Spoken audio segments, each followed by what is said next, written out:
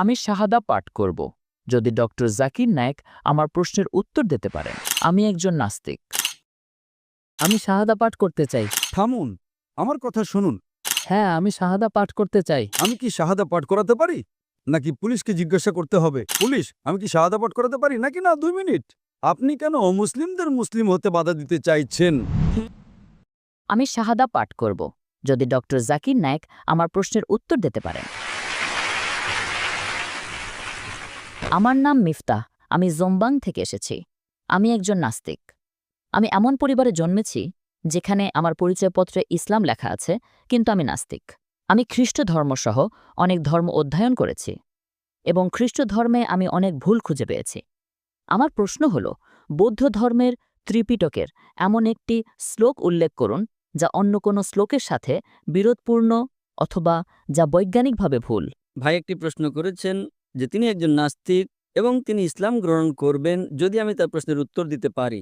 তিনি বলছেন, আপনি কি বৌদ্ধ ধর্মগ্রন্থ থেকে একটিও ভুল বের করতে পারব? তাহলে তিনি যদি নাস্তিক হন, তবে তিনি বৌদ্ধ ধর্মগ্রন্থ নিয়ে কথা বলছেন কেন? আমার প্রথম প্রশ্ন। আমি জানতে চাই। যাই হোক, আমি এখানে ধর্মগ্রন্থে ভুল বের করতে আসিনি, কিন্তু যেহেতু আপনি জিজ্ঞাসা করেছেন, বৌদ্ধ ধর্মের প্রধান দর্শন 4টি মহৎ সত্যের উপর ভিত্তি করে প্রতিষ্ঠিত। আপনি কি বুদ্ধের 4টি মহৎ সত্যের কথা শুনেছেন? আপনি কি বুদ্ধের 4টি মহৎ সত্যের কথা শুনেছেন? আমি জানি না। আপনি যদি না জানেন তাহলে আপনি বৌদ্ধ ধর্মগ্রন্থ সম্পর্কে কি জানেন? যদি কেউ বলে আমি কোরআন জানি, আপনি কি কুল হুয়াল্লাহু আহাদ জানেন? আমি জানি না। সূরা ফাতিহা জানি না। তাহলে আপনি আমার উত্তর কিভাবে বুঝবেন? বৌদ্ধ ধর্মের ভিত্তি হলো বুদ্ধের 4টি মহৎ সত্য। যদি এটি সম্পর্কে না জানেন তাহলে আমার উত্তর কিভাবে বুঝবেন? আপনি বুদ্ধের 4টি মহৎ সত্য জানেন কি? বৌদ্ধ ধর্মের 4টি সত্য কি কি? কিন্তু আপনি যদি তা নাই জানেন তাহলে সেগুলো সঠিক না ভুল কিভাবে বুঝবেন? যাই হোক, আমি আপনার মতো নই। কিন্তু আমি ত্রিপিটক গ্রন্থের শ্লোকের ভুল সম্পর্কে জানতে চেয়েছি। ত্রিপিটক হলো বৌদ্ধ ধর্মগ্রন্থগুলোর মধ্যে একটি। বৌদ্ধ ধর্মগ্রন্থে ধম্মপদ সহ আরও অনেক কিছুই রয়েছে, কিন্তু আমি মৌলিক বিষয় নিয়ে আলোচনা করছি, আরও ভালো মৌলিক বিষয়। এখন বুদ্ধের মতে তিনি বলেছেন যে 4টি মত সত্য রয়েছে।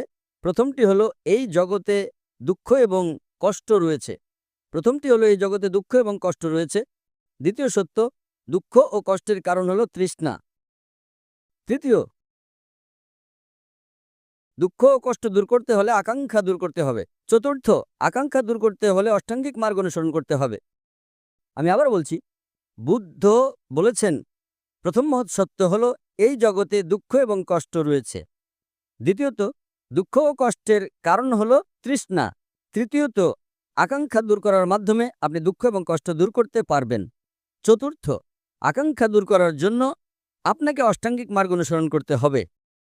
আমি ভুলের কথা জিজ্ঞেস করছি স্যার, অথবা এমন কোন শ্লোক যা অন্য শ্লোকের সাথে সাংঘর্ষিক। ভাই, আমি যখন উচ্চতর বিষয় নিয়ে আলোচনা করি তখন নিম্ন স্তরে যাই না। এটি অনেক উচ্চতর বিষয়। আমি উচ্চতর বিষয় নিয়ে কথা বলছি। আমি উচ্চতর গ্রন্থ অধ্যয়ন করি, নিম্ন স্তরের গ্রন্থ নয়। এই গ্রন্থগুলো অনেক উন্নত। তিনি যদি বৌদ্ধ ধর্ম সম্পর্কেই না জানেন তাহলে আমি আর কি বলবো? সুতরাং আমি আপনাকে বৌদ্ধ ধর্মের প্রধান প্রধান খুঁটিগুলোর মধ্যেই ভুল দেখাচ্ছি। আমার প্রশ্ন হলো, বুদ্ধের তৃতীয় মহৎ সত্যটি হলো দুঃখ ও কষ্ট দূর করতে হলে আকাঙ্ক্ষা দূর করতে হবে। চতুর্থটি হলো আকাঙ্ক্ষা দূর করার জন্য আপনাকে 10টা বিধ পথ অনুসরণ করতে হবে। প্রশ্নটা হলো, যদি আমাকে 10টা বিধ পথ অনুসরণ করতে হয় তাহলে সেই পথ অনুসরণ করার জন্য আমার মধ্যে একটা আকাঙ্ক্ষা থাকতে হবে। সুতরাং এটা বলছে যে আকাঙ্ক্ষা দূর করার জন্য আপনার আকাঙ্ক্ষা থাকা উচিত। তাই এটি যৌক্তিকভাবে স্ববিরোধী। আপনি কি বুঝতে পারছেন? হ্যাঁ হ্যাঁ। বুদ্ধের তৃতীয় মত সত্যটি হলো দুঃখ ও কষ্টের কারণ হলো আকাঙ্ক্ষা। তৃতীয় সত্য, আকাঙ্ক্ষা দূর করতে হলে কষ্ট দূর করতে হবে। চতুর্থটি হলো আকাঙ্ক্ষা দূর করার জন্য আপনাকে 10টা বিধ পথ অনুসরণ করতে হবে। তার মানে সেই পথ অনুসরণ করার জন্য আপনার মধ্যে আকাঙ্ক্ষা থাকতে হবে। সুতরাং এটা বলছে যে আকাঙ্ক্ষা দূর করার জন্য আপনার আকাঙ্ক্ষা থাকা উচিত। তাই এটি যৌক্তিকভাবে স্ববিরোধী। সুতরাং মূল ভিত্তিটাই এটা একটা তাসের ঘরের মতো। এটি স্ববিরোধী। আকাঙ্ক্ষা দূর করার জন্য আপনার আকাঙ্ক্ষা কিভাবে থাকতে পারে? সুতরাং এটাই কারণ। এবং আপনি আমার অন্য ভিডিও ক্যাসেটগুলো শুনতে পারেন যেখানে আমি বৌদ্ধ ধর্ম নিয়ে কথা বলেছি। কিন্তু আমি মূলত শীর্ষস্থানীয় বিষয়গুলো নিয়ে আলোচনা করি, নিম্নস্তরের বিষয়গুলো নয়। আমি প্রধানত ধম্মপদ এবং অন্যান্য ধর্মগ্রন্থ নিয়ে কথা বলছি। আশা করি এটা আপনার প্রশ্নের উত্তর দিয়েছি।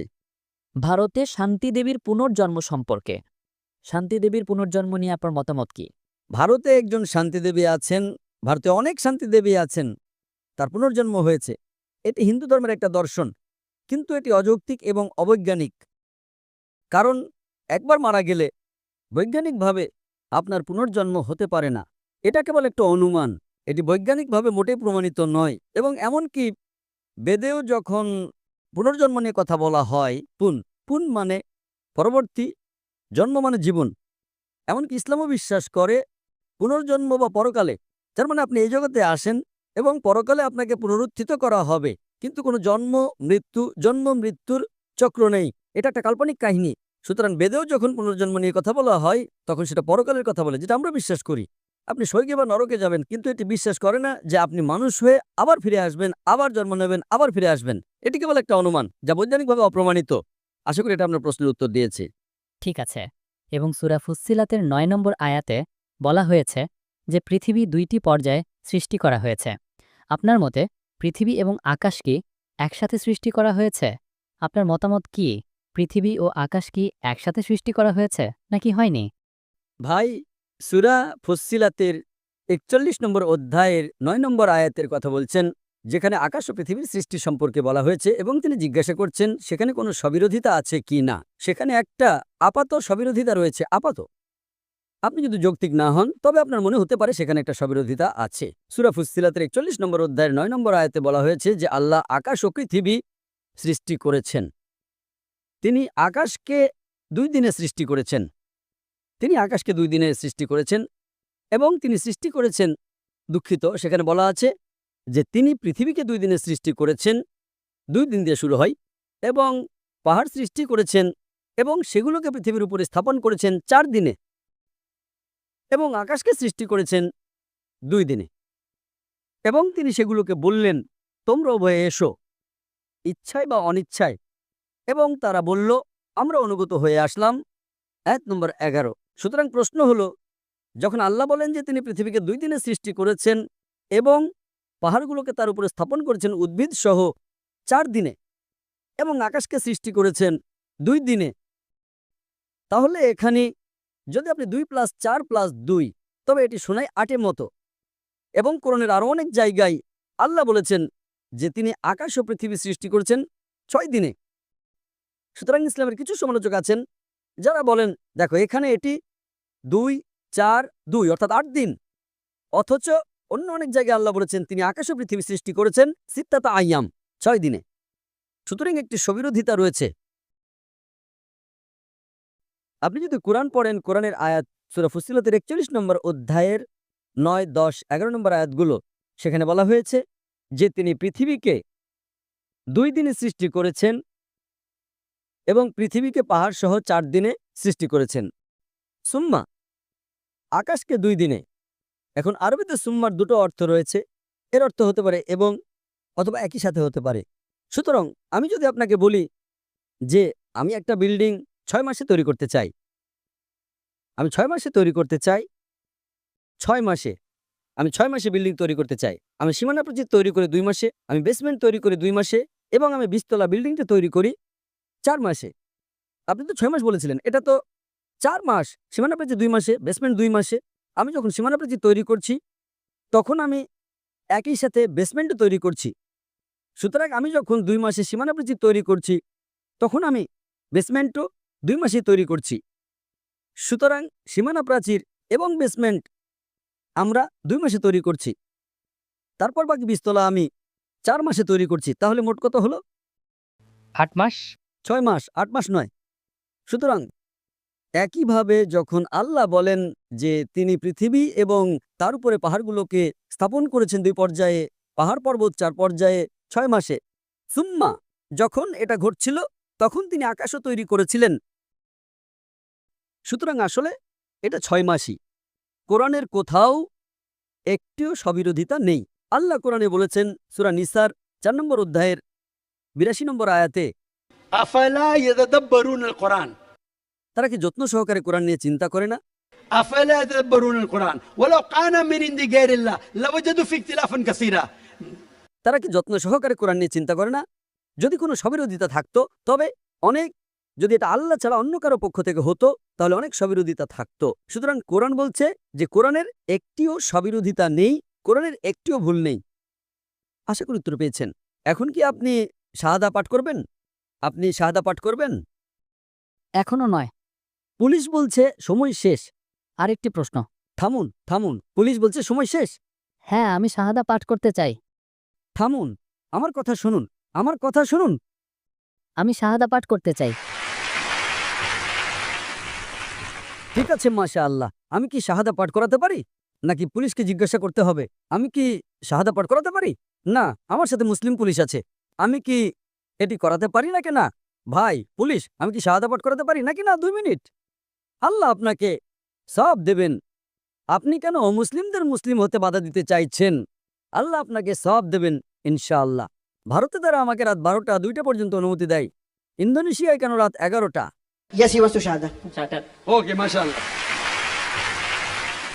আপনি কি একমত ঈশ্বর একজন? হ্যাঁ, আমি এক ঈশ্বরে বিশ্বাস করি। আপনি কি বিশ্বাস করেন যে হযরত মুহাম্মদ ঈশ্বরের নবী? হ্যাঁ, আমি বিশ্বাস করি। আপনি কি ইসলাম গ্রহণ করতে চান? হ্যাঁ, আমি করতে চাই। আপনি কি কেউ বাধ্য করছে ইসলাম গ্রহণ করতে? না, কেউ নেই, না। আপনি কি নিজের ইচ্ছেই করছেন? হ্যাঁ, স্বেচ্ছায়। আপনি কি টাকার বিনিময়ে ইসলাম গ্রহণ করছেন? কেউ নেই। শুধু আমার পরিবার মুসলিম পরিবার থেকে এসেছি, তাই আমি ইসলাম গ্রহণ করতে চাই। আমি আপনার ভিডিওগুলো থেকে খুঁজে বের করেছি। মাশাআল্লাহ, মাশাআল্লাহ। ইনশাআল্লাহ আমি আরবিতে বলবো, আপনি পুনরাবৃত্তি করতে পারেন। আশহাদু আশহাদু আল্লাহ আল্লাহ ইলাহা ইলাহা ইল্লাল্লাহ ইল্লাল্লাহ ওয়া আশহাদু ওয়া আশহাদু আন্না আন্না মুহাম্মাদান মুহাম্মাদান আবদুহু আবদুহু ওয়া রাসূলুহু।